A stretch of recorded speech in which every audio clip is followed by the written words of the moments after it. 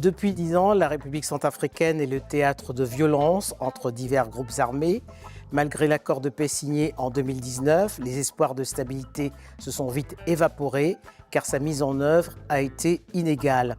Comme alternative aux solutions proposées par le pouvoir en place, le Conseil de résistance et de transition a été créé. Jean-François Akanji-Kombe, bonjour. Bonjour Madame Epoté. Le Conseil de résistance et de transition, dont vous êtes le leader, a vu le jour au lendemain de la crise politique et militaire de 2013. Considérez-vous toujours que le pouvoir en place est illégitime ? Nous le considérons toujours, mais vous faites référence à la crise de 2013. C'était le sommet d'une crise, en réalité. Notre pays est en crise depuis plus de 30 ans.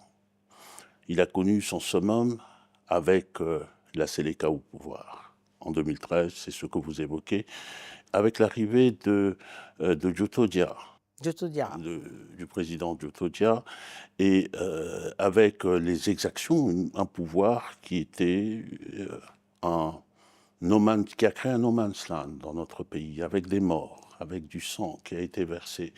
Et à partir de ce moment-là, il y a eu une réaction, un réflexe des Centrafricains. Il y a eu une intervention de la France, d'ailleurs, qui a permis de pouvoir mettre en place un pouvoir de transition.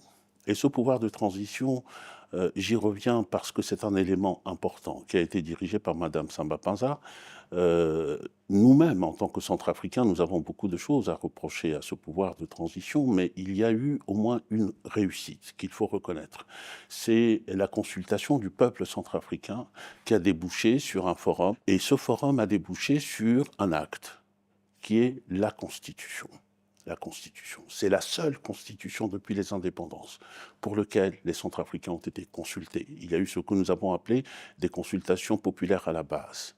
Et les Centrafricains ont été consultés, ils ont dit ce qu'ils voulaient pour l'avenir. Cela a été inscrit dans une Constitution qui est peut-être imparfaite techniquement, mais qu'elle mérite d'exister, qui porte la volonté des Centrafricains.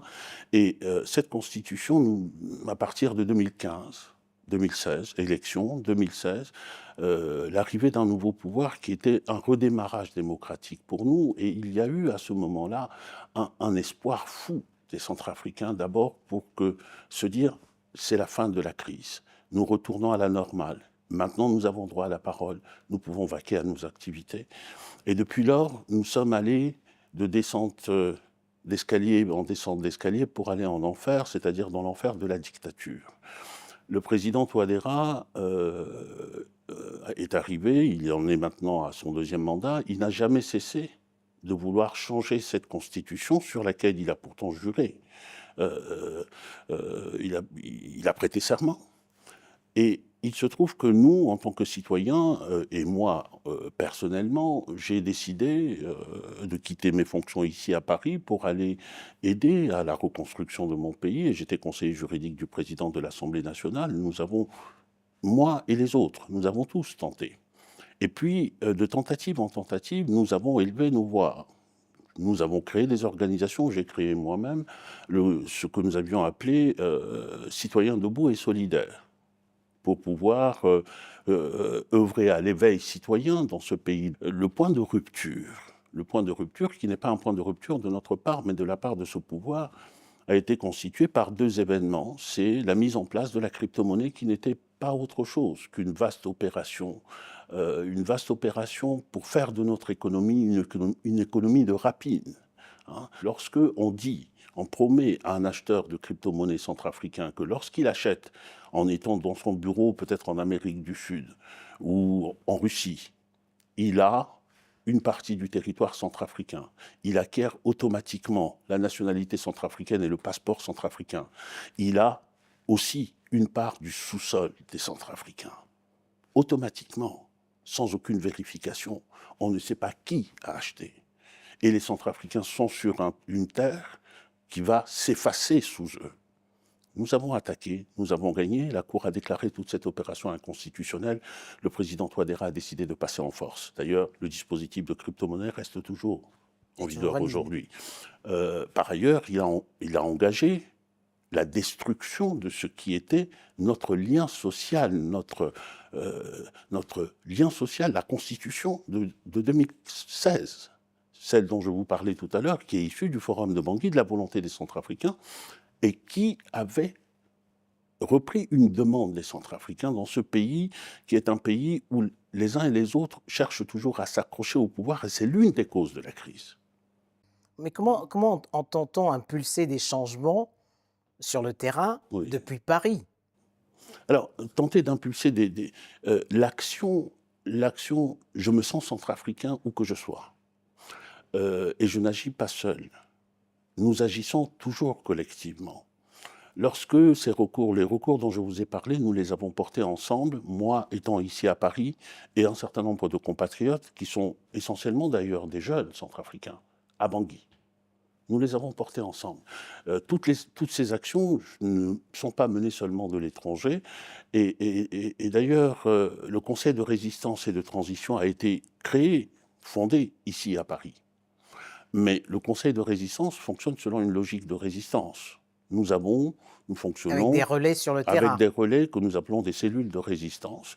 Ces cellules de résistance n'ont pas vocation dans un pays, le pays tel qu'il est devenu aujourd'hui, où les personnes disparaissent, où il y a la répression, où il y a l'instrumentalisation de la justice. Nous ne sommes pas là pour mettre la vie de nos compatriotes en danger. Ce sont les citoyens centrafricains qui agissent. Et d'ailleurs, l'une des causes de notre levée, c'est la Constitution de 2016 qui précise en son article 29 que lorsqu'il arrive ce qui est arrivé, c'est-à-dire ce coup d'État constitutionnel, les citoyens ont le droit et le devoir de se réunir pour faire échec à l'autorité illégitime. La création du Conseil de résistance et de transition s'inscrit dans un contexte de fragmentation des groupes et de factions. Cela complique un peu plus le processus de paix et de réconciliation nationale. Comment comptez-vous y parvenir ? Alors, notre particularité est de défendre, je dirais, une cause qui n'a pas été entendue jusqu'à maintenant.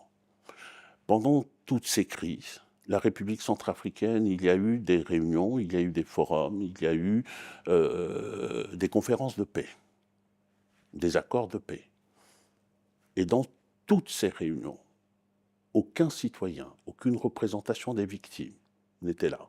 C'était un tête-à-tête entre le pouvoir et les groupes armés. Et d'ailleurs, cela n'a servi qu'à accélérer, qu'à multiplier les groupes armés.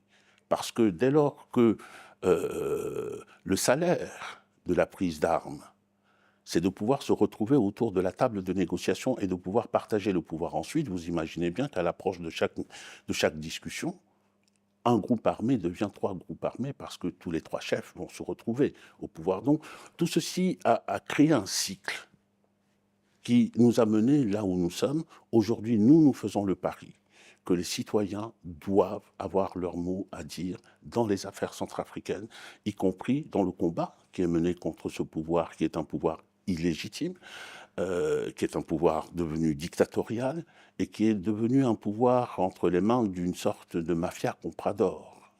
Ce par quoi ils ont remplacé notre constitution, qui est leur constitution du 30 août. C'est la constitution de la division et de l'exclusion. Il y a une dégradation des droits suivant la catégorie de centrafricains à laquelle vous appartenez. Par exemple, pour aller aux élections, il faut que vous soyez centrafricain d'origine. Et le centrafricain d'origine, c'est celui qui a ses 2 parents qui sont centrafricains d'origine. Et par conséquent, en remontant le temps de cette manière-là, vous éliminez. Alors, ce que tout le monde voit immédiatement, c'est que ce sont les leaders politiques qui étaient les opposants à Touadéra qui se trouvent éliminés du fait qu'un de leurs parents est d'origine du Congo ou du Tchad, etc. Et ce critère-là, aujourd'hui, par exemple, une grande partie de nos compatriotes qui sont musulmans, ils sont venus d'autres pays. Ils ont des parents qui sont d'autres pays. Automatiquement, par cette condition-là, on élimine. On les exclut. On les exclut de la citoyenneté, pleine citoyenneté centrafricaine, sans compter d'autres conditions qui ont été posées, et sans compter également l'instrumentalisation systématique de la justice pour pouvoir éliminer un certain nombre de personnes, telles que moi, par exemple, qui ai été condamné, mais d'autres centrafricains ont été condamnés. Dès lors qu'on considère que vous gênez, il y a différents moyens institutionnels, constitutionnels pour vous écarter. Je fais appel à votre seconde casquette, Jean-François Akanji-Combé, celle du professeur, pour dresser le bilan de l'année 2024 sur le continent. Quel fait majeur aura marqué votre attention et pour quelles raisons? Un pays et plusieurs faits qui vont dans le même sens. Le pays, c'est le Sénégal. Et les événements ont tous trait à la démocratie. Et je pense que le Sénégal, aujourd'hui, a montré que, d'abord, l'Afrique n'avait de leçons de démocratie à recevoir de personne. Parce que nous sommes aujourd'hui, la question démocratique et la crise démocratique est une crise mondiale, aujourd'hui.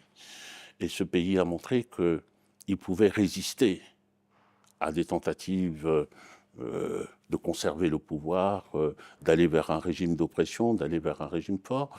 Et ceci s'est fait au prix du sang des Sénégalais. Ils ont manifesté, ils ont résisté, ils ont réussi. Les institutions ont contribué, la Cour constitutionnelle.